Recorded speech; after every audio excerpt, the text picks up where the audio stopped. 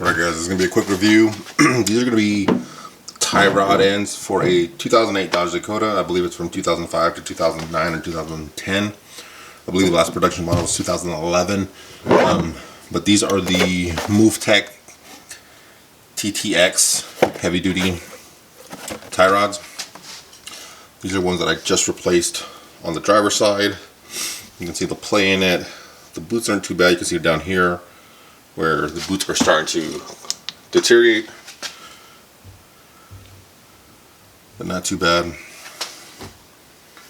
There you go. And then these are the replacement. So these ones have a Zerk fitting on the very top. So you can put them with oil, and they have a castle nut with it looks like a cotter pin type style in the bolt, like that. Stock one does not. So, and as you can see, the head of it is actually bigger than the stock. So yeah, so we'll see how these hold up.